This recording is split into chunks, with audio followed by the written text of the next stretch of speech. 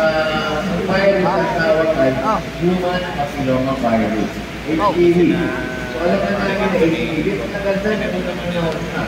Pero ngayon lang natin, nag-develop ng vaccine. So unang para maiwasan itong turbulent cancer ay HPV vaccine.